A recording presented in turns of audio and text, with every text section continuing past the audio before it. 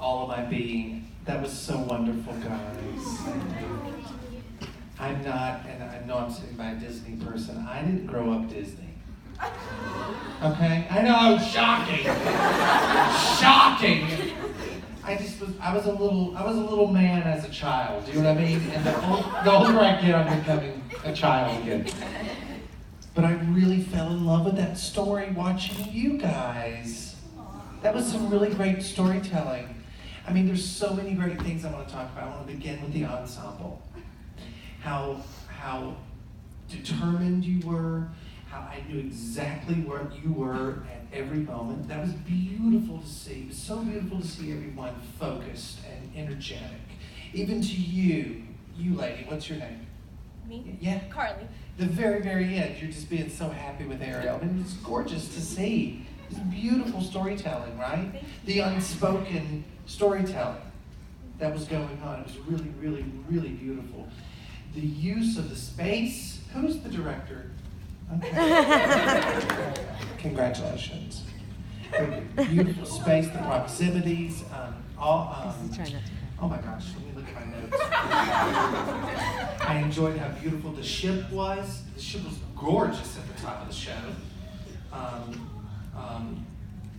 knew exactly, what I was supposed to look at. Very creative. She's in love, pure joy. All these were just, don't peter out on the high notes at the end of that song. You know what I'm talking about? Yeah, but Brad, it's so high. Sing out, Louise. I loved the eels, Ursula, of course. All of that was just tremendous. Kiss the Girl vocal energy was incredible. I wrote comedy was on point with this group. Thank you. Wow, that's called a glowing review, everybody. Thank you. Excellent. I agree. I also have glowing things to say. That was just tremendous fun.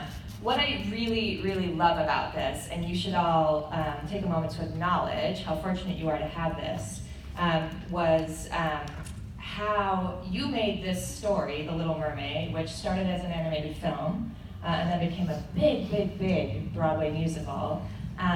You preserved the essence of it, the story of it, for this space and this time in this room. And that is a very sophisticated thing to do. What I loved was the theatricality.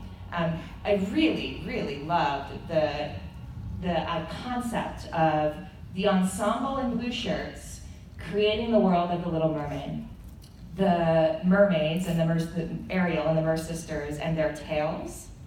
Brilliant. That is breathtaking, right? She's gonna cry. You don't need millions of dollars and a Broadway theater to do something breathtaking and spectacular. That was so highly theatrical. And it was a great directorial concept, but a great directorial concept doesn't go very far if you don't have the investment from the performers to bring that story to life. So when I see my merfolk and their tails acting as one character, and it doesn't become a distraction, it enhances the story. And I look at Ariel and her tail, I feel very strange referring to a character as a tail, but her tail is an extension of herself. And they're in the same emotional moment, and they're telling the same story. That was just really, that was magical. I really enjoyed seeing that. Sebastian, where's my Sebastian? You're a funny person. I said it before, I'm gonna say it again, comedy is the hardest thing to get right. Why it works is because you go fully into the character. You have a choice. You're either gonna go big or it's not gonna work. You went big, and it really, really worked. So thank you for that. Similarly, Ursula and her tentacles, whereas the merfolk had one extension character, Ursula had 8, 6, creating a singular character. And that is a very hard thing to do, not just for the extensions, the tentacles themselves, but for the performer to lean into that and to create that whole character. I love that. I would encourage, if I was going to give you this group anything to work on, I would encourage you to raise the stakes dramatically. Who knows what I mean by that? Raise the stakes. Anybody have an idea? Yeah. Make the character choices and take that risk. Take the risk. Yes, I'm gonna hang on to that word risk here.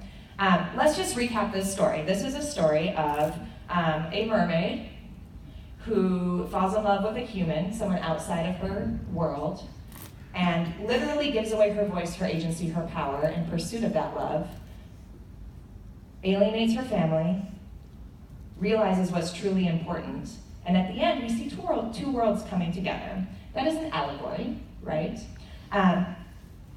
Every single moment along the way for these characters, it is actually life and death.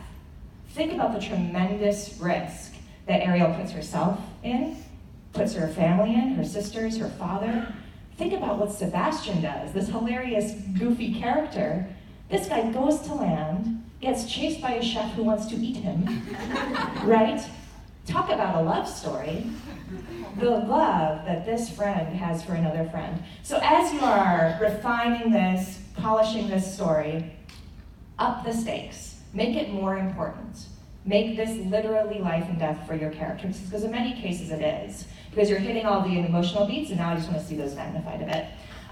Overall, this was just so much fun.